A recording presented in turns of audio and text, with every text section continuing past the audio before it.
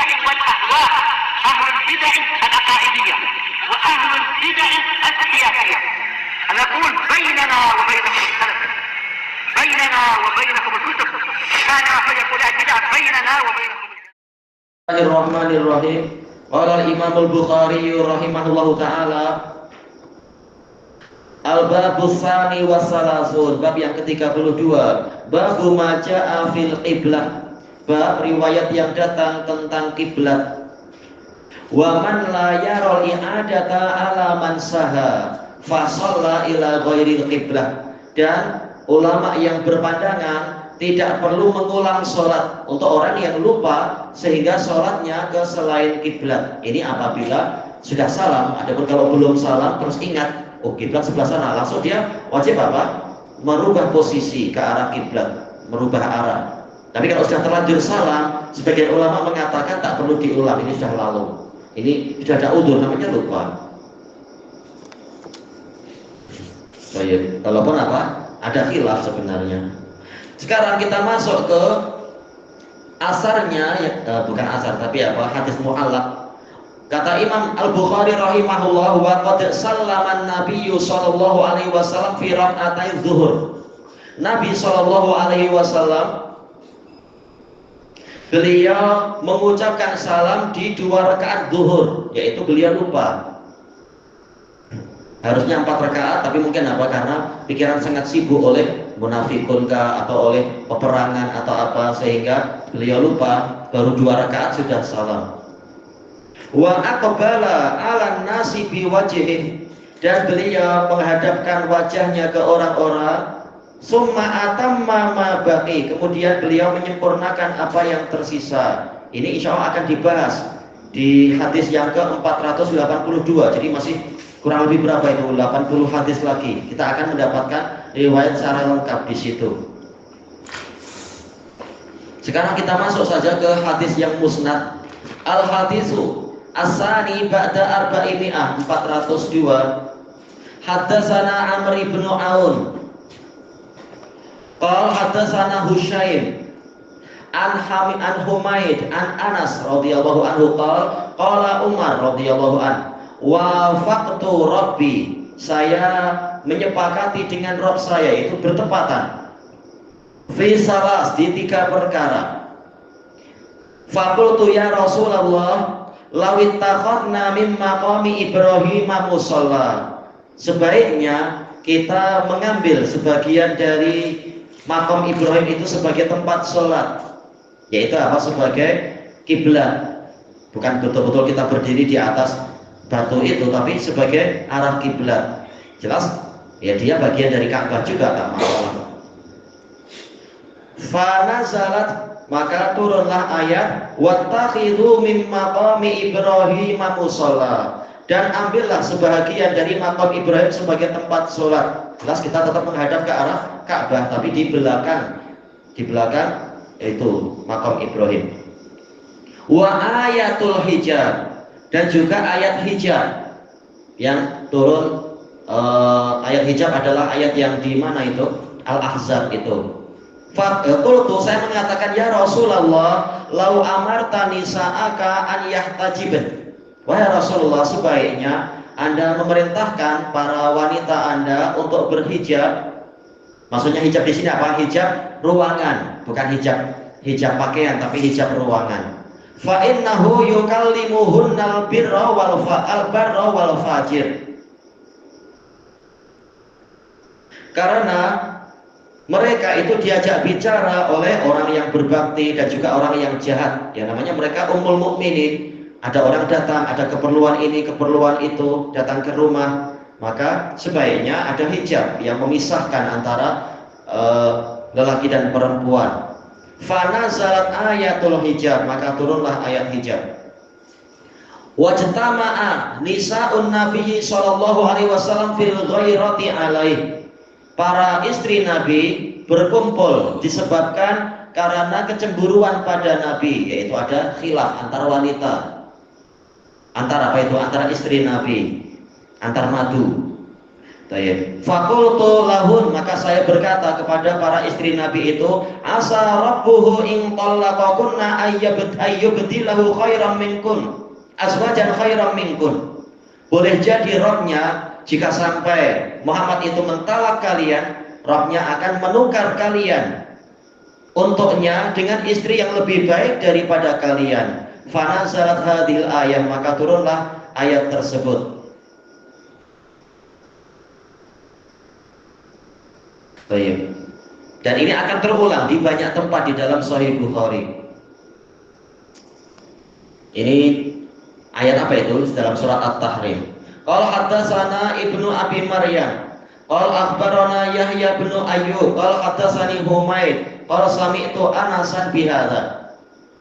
Baik. Di sini Imam Bukhari meriwayatkan dari Amr bin Aun, beliau adalah Abu Utsman Al-Wasiti. Qala haddatsana Husyaim. Husyaim ini anak terlupakan ya.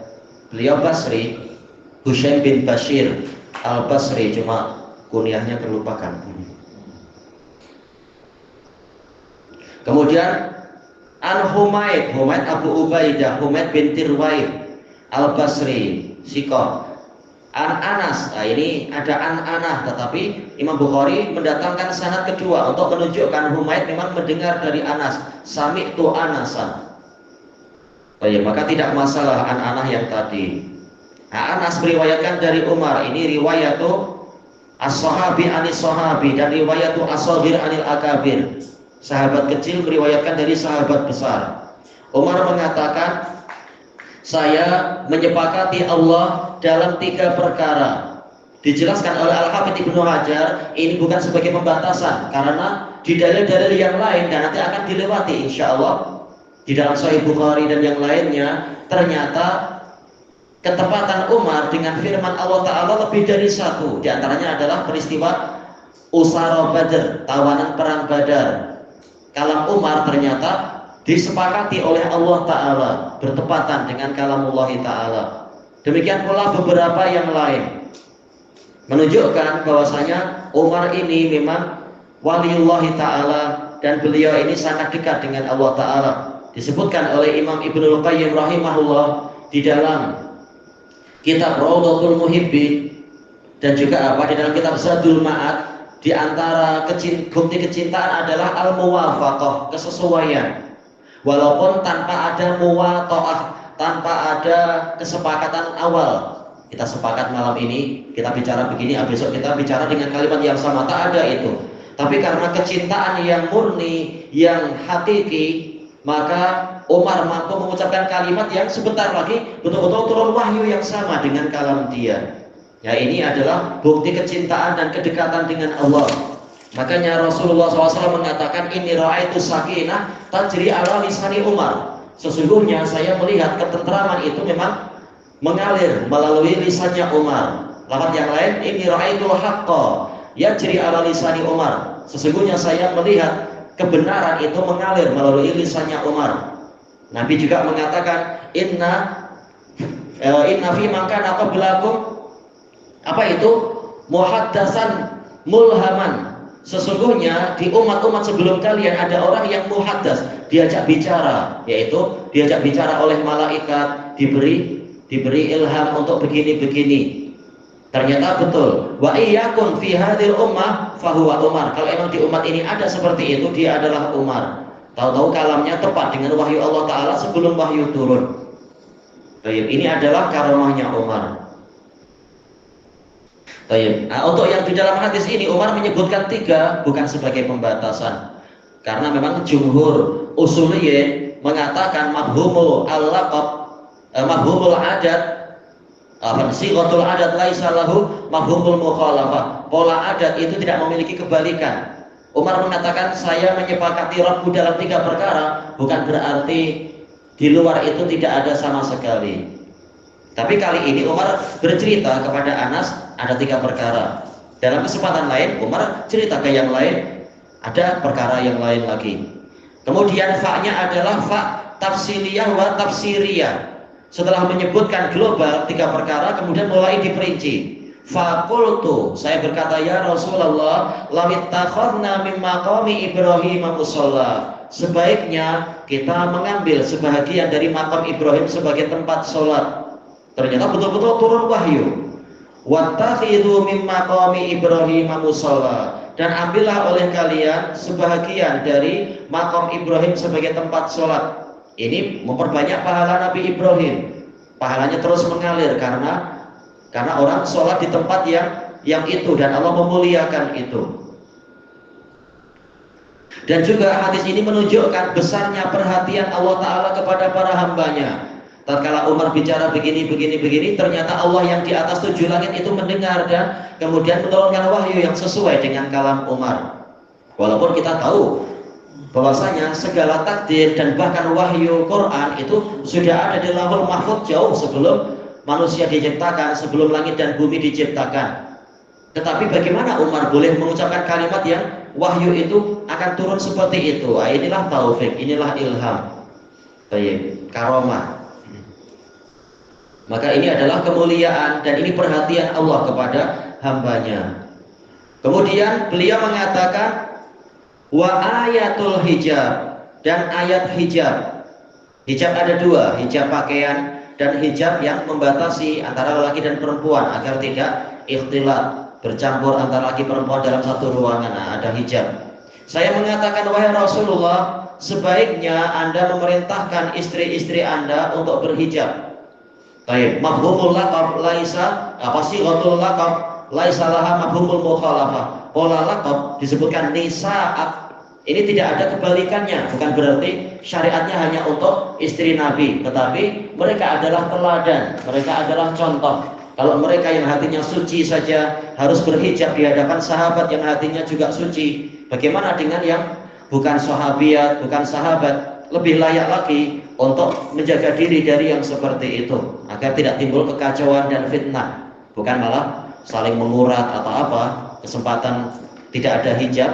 Akhirnya apa? Setan suka dengan yang seperti itu. Na'udzubillah. Untuk menutup pintu itu ada hijab, dan ternyata Allah Ta'ala menurunkan wahyu seperti yang diucapkan Umar. Tapi tidak seperti sudut pandangnya orang Syiah, gara-gara Umar agama jadi sempit. Ini bukan gara-gara Umar. Kalaupun Umar tak bicara, Allah memang sudah akan menurunkan wahyu itu juga. Sebelum Umar lahir, Allah sudah menetapkan apa yang menjadi syariat yang baik untuk umat ini. Baik, kemudian dikatakan di sini yahtajibna, agar mereka berhijab.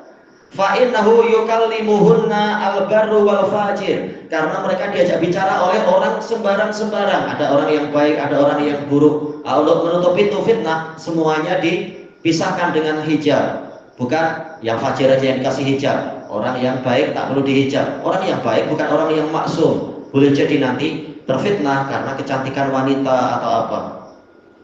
Baik. Fanazalat ayatul hijab, maka turunlah ayatul hijab. Kemudian wajtama'a nisa'un nabiyyi sallallahu alaihi wasallam fil ghairah. Baik, kalau kita lihat di dalam hadis yang lain yang lebih panjang, hadis Ibni Abbas dari Umar, sebenarnya ada sebab yang lain, yaitu masalah nafkah. Para istri Nabi semuanya meminta agar Nabi menambah nafkah. Sementara Nabi ingin jadi teladan yang baik, agar orang-orang yang fakir miskin itu tidak kecil hati. Ya, Nabi memilih memberi contoh hidup yang sederhana. Baik, sehingga kemudian terjadi yang ma'ruf itu, terjadi perselisihan antara Nabi dengan para istri. Kemudian Umar datang menasihati Hafsah, Umar juga datang menasihati Ummu Salamah. Tatkala Hafsah nangis, adapun Ummu Salamah marah. Ada apa engkau wahai Ibnu Khattab, engkau ingin ikut campur urusan kami? Maka Umar mengatakan apa? Asa rabbuhu in qallaqakunna ayyubdilahu azwajan khairan minkun, dan seterusnya. Maka turun ayat itu betul-betul. Demikian pula tatkala Umar datang kepada Nabi, tatkala Nabi sedang marah pada istrinya, Umar menghibur Nabi bahwasanya Allah lah wali Anda, demikian pula Jibril dan Mikail dan seluruh solihul mukminin. Tahu-tahu turun ayat yang terkait dengan itu. Wal malaikatu ba'da dzalika dzahir. Turun ayat yang menguatkan kalam Umar. Ini adalah taufik. Cuma yang menjadi sisi pendalilan di sini apa? Yaitu sholatnya ke arah apa tadi itu? Ke arah maqam Ibrahim. Nah, ini dalil yang menunjukkan, yaitu ini yang diinginkan Imam Bukhari pada baris pertama, maja'a fil qiblah, riwayat yang terkait dengan kiblat. Belum membahas masalah orang yang lupa. Nanti untuk masalah orang yang lupa dan sebagainya itu di hadis yang berikutnya. Adapun hadis yang ini 402 ini sekedar riwayat yang terkait dengan kiblat itu saja, bukan masalah kelupaan atau apa. Baik, kelanjutannya di masa hadapan insyaallah, wallahu a'lam. Subhanakallahumma wa bihamdika la ilaha illa anta astaghfiruka wa atubu ilaik. Alhamdulillahirabbil alamin. Jazakumullahu khairan.